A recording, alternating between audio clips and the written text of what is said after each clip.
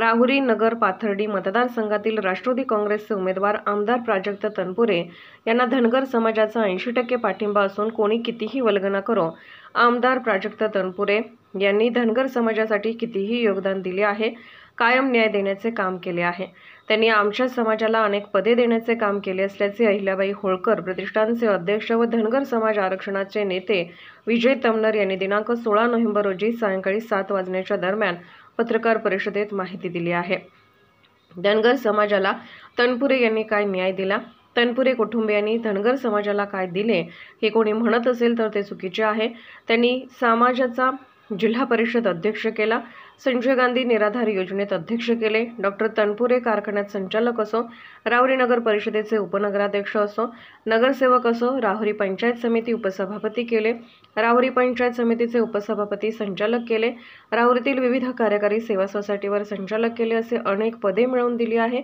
यासह धनगर समाजासाठी घरकुल, मेंढपाळ यांच्यासाठी दैनंदिन अडचणी सोडवल्या, याच्यासाठी योगदान दिले आहे। धनगर समाजातील मुलांना अभ्यासक्रमासाठी राहुरीत 10 गुंठेंची अभ्यासिका दिली आहे। यासह प्रकल्पग्रस्तांचे प्रश्न मार्गी लावण्यासाठी प्रयत्न केले आहे। अनेक ठिकाणी सबस्टेशन सुरू केले आहे। यामुळे धनगर समाजाचे 80% धनगर समाज प्राजक्त तनपुरे यांच्या बरोबर असल्याचे तमनर यांनी सांगितले। आम्ही 80% समाज तनपुरे बरोबर आहे, हे निवडणुकीदरम्यान दाखवून देऊ। यावेळी विजय तमनर, गंगाधर तमनर, दत्तात्रय खेडेकर, कोंडेराम ओडेतके, सदाशिव सरोदे, भारत मतकर, भागवत झडे, कैलास केसकर, राणोजी सरोदे, आप्पासाहेब सरोदे, अनिल डोलनर आदी स्थानिक धनगर समाजाचे नेते उपस्थित होते। सर्व मंथन न्यूज, महाराष्ट्र, राहुरी, अहिल्यानगर। नमस्कार, मी विजय तमनर, पुण्यश्लोक अहिल्यादेवी होळकर सामाजिक प्रतिष्ठान राहुरीचा अध्यक्ष। यशवंत सेना म्हणून धनगर समाजाची संघटना आहे, त्या संघटनेचा जिल्हा प्रमुख।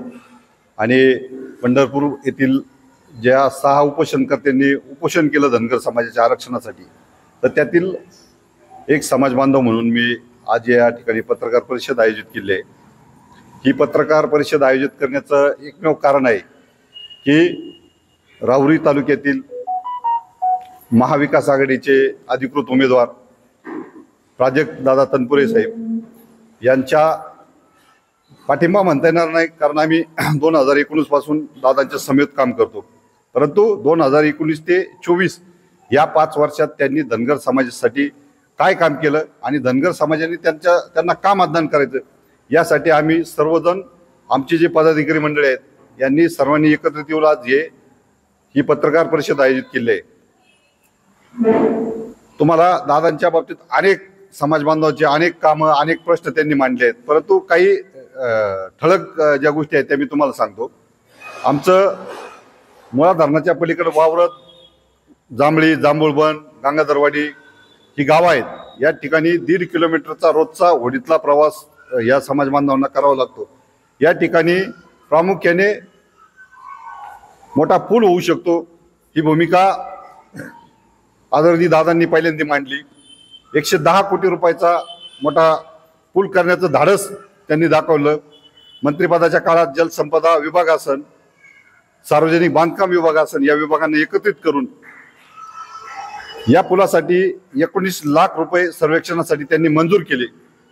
परंतु काही काळात सरकार गेल्यामुळं हे काम थांबलं असेल, परंतु दादांनी अतिशय दिशादर्शक काम करण्याचा हा निर्णय आमच्या समाज बांधवांसाठी घेतला।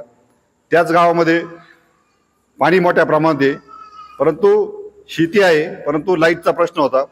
5.5 कोटी रुपयाचं मोठं सबस्टेशन या माध्यमातून त्यांनी जांभळी या ठिकाणी उभारलं। त्याचबरोबर आमचं या मतदारसंघाचं शेवटचं गाव आहे शेरी चिकलठाण, या गावामध्ये सुद्धा 5.5 कोटी रुपयाचं मोठं सबस्टेशन दादांनी उभारलं। तिथली तर अडचण तुम्हाला सांगतो, त्या सबस्टेशनसाठी जागा उपलब्ध नव्हती। दादांनी स्वतः खाजगीच्या आपल्या स्वतःच्या पैशातून जागा खरेदी केली आणि मग ते सबस्टेशन उभं केलं। बाकीच्या सगळ्या ठिकाणी सभामंडप, रस्ते, वेगवेगळ्या गावामध्ये तांडा वस्ती असेल, धनगर समाजासाठी ज्या घरकुल योजना आहे, 250 घरकुलं दादांच्या माध्यमातून या जिल्ह्याला मंजूर झाले। त्यातली 17 घरकुलं आमच्या राहुरी तालुक्यात मंजूर झाली।